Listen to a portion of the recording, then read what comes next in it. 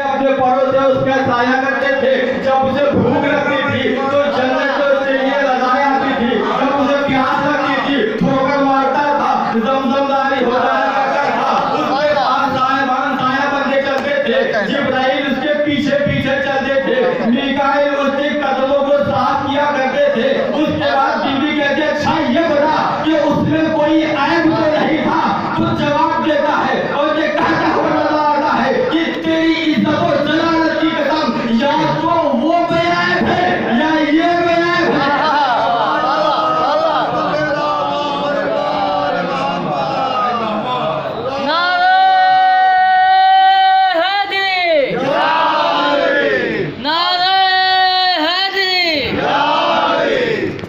या तो वो बेऐब है या तो ये बेऐब है। इस कद्र पाक व पाकीज़ा है ये ज़ात। उसके बाद जनाब खदीजा ने मैसर को पास बुलाया और बुलाने के बाद बहुत जल्दी जल्दी अपनी मंजिल की तरफ जा रहा हूँ। जनाब खदीजा ने मैसर को पास बुलाया और कहा कि 100 ऊँट सोने के तुम रख लो, 100 ऊँट सोने के तुम रख लो, 80 ऊँट चांदी के तुम रख लो। मैं ऊँटों की बात कर रहा हूँ। 100 ऊँट सोने के तुम रख लो, 80 ऊँट चांदी के तुम रख लो, यमन की सारी सरवत तुम रख लो। बस मेरा एक काम करो, पैगाम अब्द मोहम्मद तक पहुंचा दो, पैगाम अब्द मोहम्मद तक पहुंचा दो। मैसर कहते हैं, खदीजा आपने मुझे 100 ऊँट सोने के दिए, 80 ऊँट चांदी के दिए, यमन की पूरी हुकूमत और सल्तनत दे दी। बीवी आपका काम बड़ा है, कीमत छोटी है, आपका काम बड़ा है, कीमत छोटी है। जनाब खदीजा ने कहा कि आज तुमने गुलामी का मर्तबा बता दिया, बताओ तुम्हें कितना चाहिए? मैं मोहम्मद की जूती से वार करके सब कुछ दे दूंगी। उस मैसर ने जवाब दिया, ना है मुझे 100 ऊँट चाहिए, ना है मुझे 80 ऊँट चांदी के चाहिए, ना है मुझे हुकूमत और सल्तनत चाहिए, मुझे आपका कुछ भी नहीं चाहिए। बल्कि मैं इतना जरूर जानता हूँ, इतना यकीन के साथ कहता हूँ कि अगर मोहम्मद आपके मुकद्दर का मालिक बन गया तो इतना मेरा यकीन है कि जन्नत तेरी औलाद की मोहब्बत का नाम है। जन्नत तेरी औलाद की मोहब्बत का नाम है। मुझे जन्नत दे दे, बशारत दे दे जन्नत की। बहरहाल अब ये लेकर के पहुंचे। बहरहाल मैंने अपनी तमाम 20 बातों को खत्म कर दिया। पूरी शादी तय हो गई। 10 रबीउल अव्वल को जनाब रसूल इस्लाम की शादी हुई थी। कैसे कैसे शादी हुई, अब मैं तमाम चीज़ों को मैं हासिल कर रहा हूँ कि कहाँ से कार्ड छपे। कार्ड वहाँ से छपा जहाँ से कुरान छपा था। अब तमाम बरातियों का नुज़ूल शुरू हुआ। मीकाईल आ रहे हैं, जिब्राइल आ रहे हैं, तमाम अंबिया आ रहे हैं। जब भी कहीं शादी होती है, जितने भी चाहने वाले होते हैं 10 दिन पहले आ जाते हैं कि हमारे हवाले कोई काम तो नहीं है, हमारे सपोर्ट कोई काम तो नहीं है। जितने भी चाहने वाले होते हैं वो पहले आ जाते हैं। तो उसी तरीके से अर्श वाले फर्श पे आने लगे, कोई काम तो नहीं है, कोई काम तो नहीं है। हुजूर ने यूसुफ को सदका उतारने के लिए रख दिया। जमीन मिट्टी की थी, पानी के छिड़काव का काम उसको दिया जिसकी ठोकर से ज़मज़म निकला था। सब भी अपने अपने काम। जब बारात पहुंची तो इस्तकबाल के लिए जनाब मरियम खड़ी हुई हैं, जनाब आसिया खड़ी हुई हैं, जनाब सारा खड़ी हुई हैं। बहुत अजीब तमाम बाराती बैठे हुए हैं। बस मैं अपनी मंजिल की तरफ जा रहा हूँ। अब बात आती है निकाह की कि रसूल पूरी मजलिस का महासर ये था। अब बात आती है निकाह की। इस्लाम नहीं है, किसी का बाप भी मुसलमान नहीं है, किसी का बाप भी मुसलमान नहीं है। जनाब निकाह किसने पढ़ाया? जनाब अबू तालिब ने पढ़ाया। जनाब अबू तालिब बैठे हुए जुम्मा करते हुए नजर आते हैं। इस्लाम नहीं है। अल्हम्दुलिल्लाहिल्लज़ी, जनाब अबू तालिब का खुतबा पेश कर रहा हूँ। अल्हम्दुलिल्लाहिल्लज़ी जअलना मिन ज़ुर्रिय्यति इब्राहीम व जअलना मिन इस्माईल व हुक्मन लिन्नास, जो खुदा की तारीफ है, खुदा की हम्द सना है कि जिसने हमें ज़ुर्रियत इस्माइल में रखा, ज़ुर्रियत इब्राहिम में रखा, लोगों को हमें हाकिम बनाया। काबे की चाबी हमारे घर पे है, काबे की दीवारें हमारे घर पे है, इस्लाम को पैसा हम देते हैं, लोगों को हम खिलाते हैं, हज वालों के लिए सबीले हम लगाते हैं। अब जनाब अबू तालिब ने सेगा निकाह को जारी किया और सेगा निकाह को जारी करने के बाद खड़े होते हैं तमाम खानदान, बस आखिरी जुमला, तमाम खानदान ख्वाहिश की तरफ देखते हैं और देख करके कहते हैं कि भारत में महल तुम बताओ, रकम मैं अदा करूंगा, रकम में महल तुम बताओ, रकम मैं अदा करूंगा। इतना जुमला सुनना था कि तमाम लोग कहने लगे, अरे अबू तालिब किसके बारे में बोल रहे हो कि जिसकी कलीजे सोने का लिबास पहनती हो, जिसकी औरतें सोने का लिबास पहनती हो, जिनके गुलामों के खैमों के डोरे सोने के होते हो, जिनके घर के रास्तों में नाले कालीनें बिछी हो, तुम उनसे तुम महल की बात करते हो। अगर इन्होंने जमीन मांग लिया क्या करोगे? अगर इन्होंने आसमान मांग लिया तो क्या करोगे? तो जनाब अबू तालिब ने जवाब दिया कि खुदा की कसम, खुदावंद आलम ने दुनिया में कोई ऐसी चीज पैदा ही नहीं की कि जिसमें मेरे अली की हुकूमत ही नहीं। क्या कहना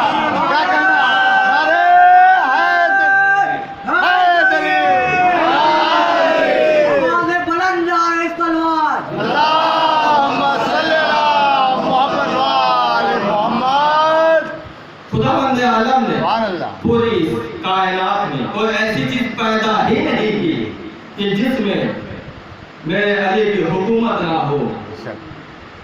ये वो खानदान है कि जिसने हमेशा इस्लाम पर कुछ न कुछ अता किया है, कुछ लिया नहीं है, पर हमेशा इस्लाम को दिया है। या जब माल की बारी आई तो माल दे दिया, जब शरबत की बारी आई शरबत दे दिया, खुद फाके में रहे, लोगों को खिलाया। इस सलवात पर मोहम्मद वाले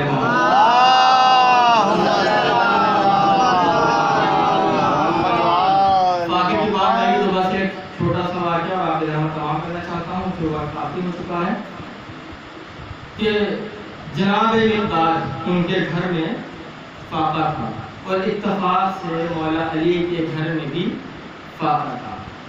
जनाब मिक़दाद क्योंकि हर किसी के पास है वो दे रहा है तो बात अलग है, और जिसके पास नहीं है अगर वो भी दे दे तो कमाल है। कमाल ये कि हमारे पास नहीं है तब भी हम दे दें किसी को, कमाल ये होता है। जनाब मिक़दाद मौला की खिदमत पहुँचे और पहुँचने के बाद कहते हैं, मौला मेरे घर में फाके हैं, मेरे घर में फाके हैं। मौला ने शिकवा नहीं किया कि मेरे घर में फाके हैं, बल्कि ये डर वो है कि जब भी इंसान जाता था कुछ ना कुछ मिल जाता था। मिक़दाद ने कहा, मौला मेरे घर में फाके खाने के लिए कुछ नहीं है। तो मौला ने जवाब दिया कि वो तो मिट्टी का ढेरा उसको उठा लो। मिक़दाद क्या है उस मिट्टी के ढेरे को उठा लिया। मौला ने हाथों पर रखा, वो ढेला सोने का हो गया, वो ढेला सोने का हो गया। मौला ने उसको उठाया, उठाने के बाद मिक़दाद को वापस किया। ऐ मिक़दाद इस ढेले को ले जाओ और इसको फरोख्त करके, इसको बेच करके जो भी तुम्हारी ज़रूरियात ज़िंदगी है उसको पूरा कर लो। जनाब मिक़दाद देखिए अब यहाँ पर होता है मानवियत और ईमान की मंजिल। जनाब मिक़दाद ने उस ढेले को लिया, लेने के बाद ज़मीन पर रखा, रखने के बाद एक ईंटा उठाया, कूटना शुरू कर दिया। जब उस सोने के टुकड़े टुकड़े हो गए तो उसमें से भी एक डली उठाई, तो उठाने के बाद कहा, मौला मैं इतना लेके जा रहा हूँ। मौला ने कहा कि ये मिक़दाद सारा सोना तुम्हारा है, पूरा लेके जाओ, आज नहीं तो कल काम आएगा, अपनी जरूरतें पूरा करो, आज नहीं तो कल काम आएगा, कल तुम अपने बच्चों के लिए बंदोबस्त कर लेना। मिक़दाद ने बहुत प्यारा जुमला, मिक़दाद ने कहा कि जिसका आप जैसा मौला हो उसे कह के क्या फिक्र, जिसका आप जैसा मौला उसे क्या फिक्र। बस मैंने अपनी गुफ्तगू को तमाम किया। ये अज़ादारी हमारे लिए नेमत है, हमें इसकी कदर करना चाहिए। जिन्होंने हमें तमाम चीज़ों से रूबरू करवाया, दर्स दिया, फजीलतों, हम फजीलत नहीं जानते क्या होती है, इनकी शख्सियत ना होती तो हमें मालूम ही नहीं चलता कि अदल किसे कहते हैं, इंसाफ किसे कहते हैं, सच्चाई किसे कहते हैं, हक किसे कहते हैं। सब चीज़ उनके ज़रिए से हमें मालूम चली। ہمیں قدر کرنا چاہیے. اور ان کا گھرانہ وہ گھرانہ ہے کہ جو کچھ بھی ضرورت پڑتی تھی اسلام پر قربان کرتے گئے. جب مال کی باری آئی مال دے دیا, ثروت کی باری آئی ثروت دے دیا, جب گھر کی باری آئی گھر دکھا دیا, جب اولاد کی باری آئی اولاد کو دکھا دیا. آج 7 محرم ہے.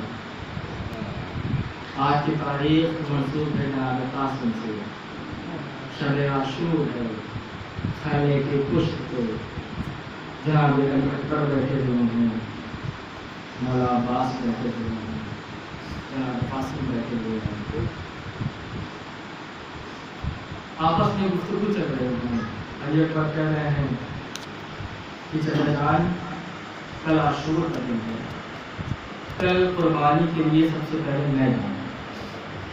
مولا عباس کہہ رہے ہیں بیٹا اکبر اگر تم جاؤ گے تو تمہارے جانے سے بھیا کی بینائی چلی جائے گی.